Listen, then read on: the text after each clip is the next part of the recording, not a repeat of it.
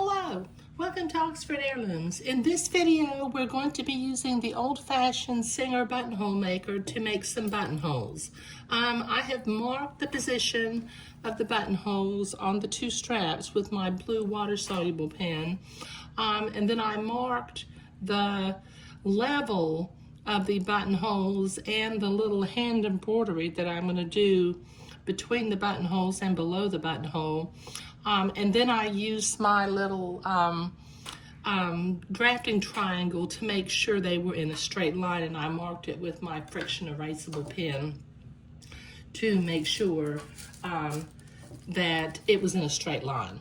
Okay, now I've got both the top and the bottom of the buttonhole marked so that I can make sure that I get the buttonhole straight in the buttonhole maker. So I'm going to carefully bring the fabric underneath the buttonhole maker, and I'm going to put a piece of tissue paper behind the fabric to use as stabilizer. That's my buttonhole maker instructions oftentimes says in order to stabilize the buttonhole.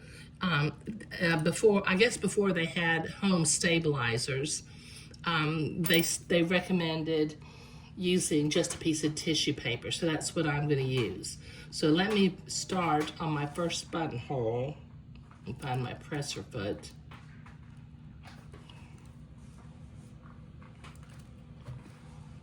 Hold on, it's twisted around on me.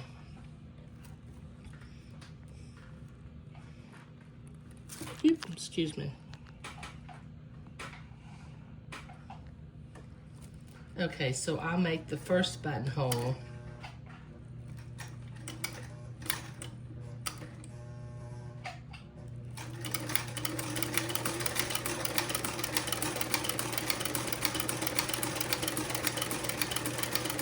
And I'm going to go around 2 times on this buttonhole to sew the buttonhole because since the fabric is only one layer, I feel like I need to sew the buttonhole twice rather than just once.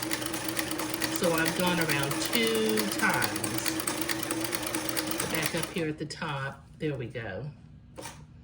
Okay, and I'll do that for each of my 4 buttonholes. So that looks really nice. Let me carefully pull this out without catching the lace. And I can clip my threads.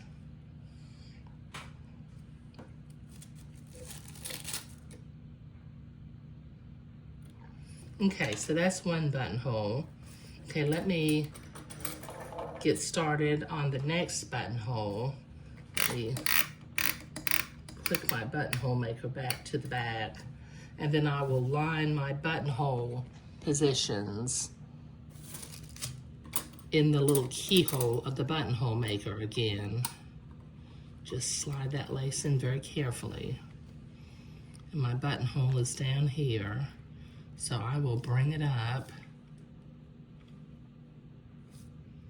drop my needle, and oops, I need to put my tissue paper up underneath here. Just gonna slide that tissue paper up underneath there.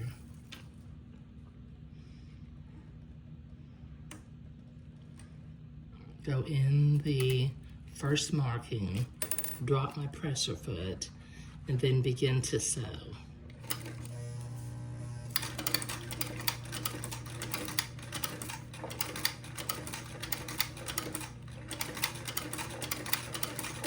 And I'm going to go around this 2 times like I did the first one.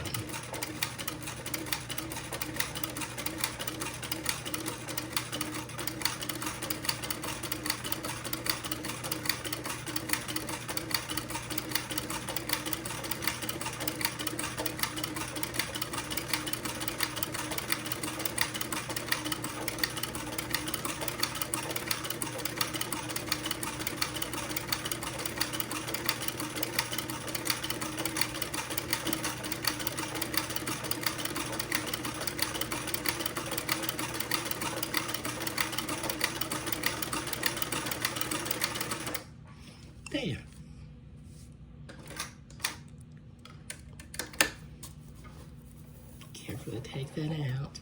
That looks real nice, doesn't it? I love the way these buttonholes end up looking. They, because they've got that rounded top and bottom rather than having a large straight stitch at the top and bottom of the buttonhole. And, it was the buttonhole maker of choice for seamstresses for probably about 25 to 30 years before modern sewing machines began to make better buttonholes. Okay, now I need to repeat this process on the 2 straps, so I'll be right back. Okay, I've got my 4 little buttonholes sewn, 1 each on both of the straps and 2 on the front. And then what I did was I just wanted to make sure that my 2 positions that I'm going to embroider a little bullion rows are nice and neat. So I checked that with my little drafting triangle. So I'm going to start. This is a little 3-inch springform embroidery hoop. I like that it's springform because it doesn't tend to stretch the lace out of shape when you use it when you've already got your lace, because you can put it in there gently and it goes in there nicely. Okay, so I'm going to use, let me find my needle here. I've got a number 7 milliner's needle. This one comes with 3, 5, and 7, and I'm using the smallest one, which is a number 7 milliner's needle. And I'm using number 605 embroidery floss to make my pink bullion roses. So I'm going to center this over the dot that I'm using. I've got 2 dots here, but I know I'm using the lower of the 2 dots. And I'm going to make a bullion rose right here in between the 2 buttonholes. Let me get turned over this way. I'm doing it the wrong direction.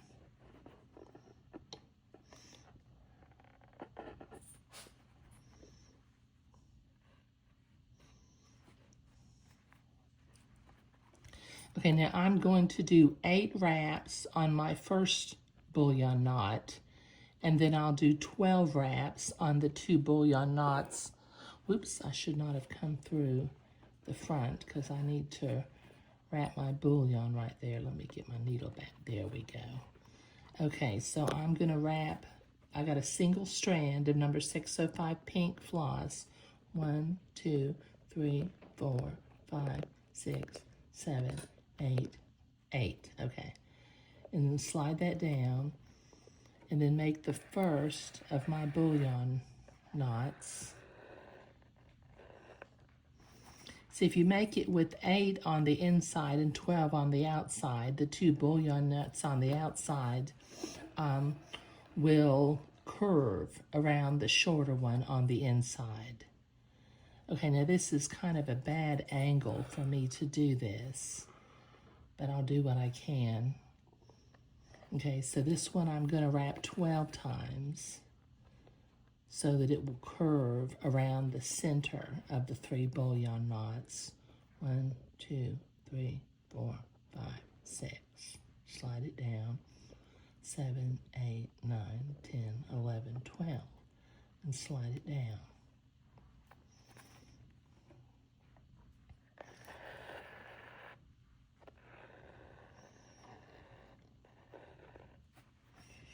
Okay, now this one, like I said, it will curve around the first one.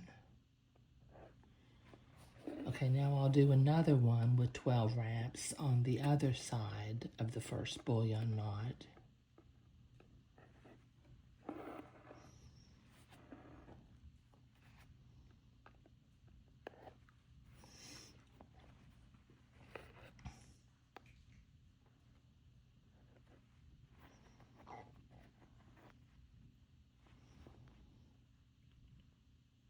One, 2, 3, 4, 5, 6. Push them down. 1, 2, 3, 4, 5, 6. Push them down. Okay, and then come up through the coil.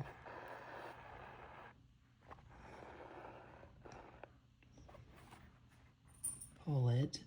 Now you see how that curves around the outside? That's what we want. Okay, so go back into the bag and we can tie that off. And then I can come back and do 2 little lazy daisy leaves on either side. So let me tie this off and I'll be right back. Okay, I've got that tied off and it's looking real sweet.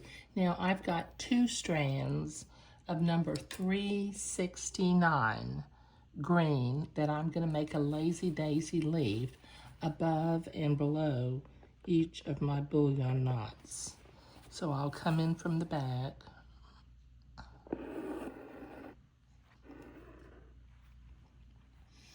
Go back to the back, and then come back and catch my loop.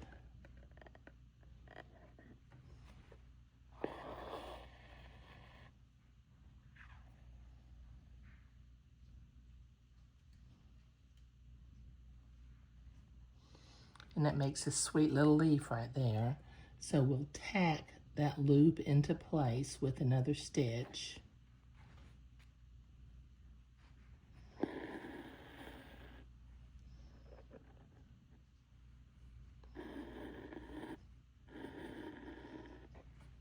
Okay, now I'm going to tie that off rather than drag my thread all the way across the back to make the second of the little leaves.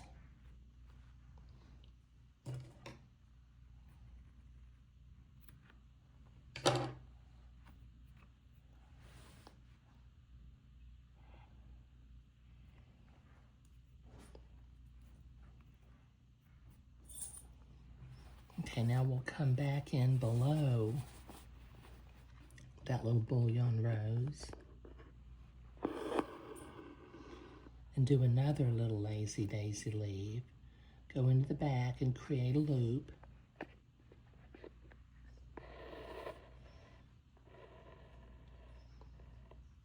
And then come back into the front and catch that loop. Go into the back and tack it into place, and then we can tie it off. Okay, that looks real sweet, doesn't it? Okay, now let me tie this off, and I will move my little embroidery hoop to a new location.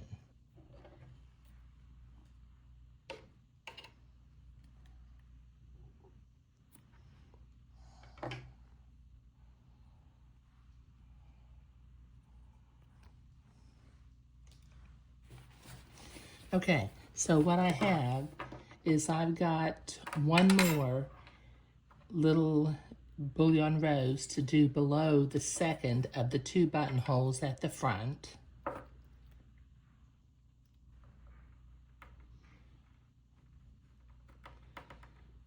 And what I'll also do is these little springform embroidery hoops are they're not available at the big box stores, but I'll put a link in the video description below for 2 things. Number 1, if you don't have any milliner's needles. Now I'm using number 7 needle right now, but I also use the number 3 needle for some larger bullions. And if I wanted to make a medium-sized bullion, I would make the 5, but I don't recall that I've used that. So I'll put a link in the video description for milliner's needles. And I'll also put a link down below for a very tiny springform embroidery hoop. And it's really good for heirloom sewing when you're not hooping and machine embroidering large areas, but you need to just do one little thing. Okay, so I need to do another bullion rose right here below the buttonhole. I need to do a bullion rose above the buttonholes on both of the straps. I haven't marked those yet, but I will. And then each place along the bottom where the scallop comes to a peak, I'm going to put a little bullion rose with a couple of little lazy daisy leaves. So I will be making bullion roses for a little while. You know, as you can see on this project photograph or diagram, I'm making my bullion roses along the front. I'll make one each on each of the straps, and then at each of the little peaks of the diaper shirt. So when I get finished making all my bullion roses, and also I'll go ahead and sew my buttons onto the diaper shirt, and then we'll move on. We finish with this video for today. I'll be right back. Okay, I've got the bullion roses embroidered on both of the two little straps, so that looks really sweet. So what I need to do along the bottom, I'm going to start at the bottom front. Well, no, I think I won't put a bullion rose here because I can't do mirror image leaves on it. So I'm going to mark about 1/4 of an inch above each of the, I think there are 7 peaks. And then I'll begin to sew or embroider the little bullion roses with the little lazy daisy leaves along the bottom of the diaper shirt. And then we'll be finished with the well, I still haven't sewn the buttons on. But we're getting close to being finished with the diaper shirt. And then in the next video, which I am thinking ahead already, we'll make the bloomers, and then we'll be finished with this outfit. Okay, that's all 7. So let me start doing some embroidery, and I'll be right back. Okay, I've got all of my bullion roses embroidered on with the little green lazy daisy leaves. I've got my 4 buttons sewn on, and I sewed the buttons on with some extra double, 4 strands of thread is what I used. Okay, now, just a reminder, I used number 605 pink, 1 strand with a number 3 milliner's needle in order to create the bullion roses, and I used number 369 green for the little lazy daisy leaves. Okay, and I also used a little spring form, this is about 2.5 inches or 3 inches, I think. A little embroidery hoop. And what I'll do is down below in the video description, I will provide a link for some milliner's needles because they are not standard embroidery needles. The neat thing about milliner's needles is that they don't get any bigger as they go past the eye, and it allows them to slide through the coil of the bullion knot. And I'll put a link down below so you can order a tiny little embroidery, springform embroidery hoop for doing hand embroidery. But let me see if I can zoom out here just a little bit. You can see the whole little diaper shirt. Now the diaper shirt is finished, and we will begin to work on the bloomers in the next video. Thank you.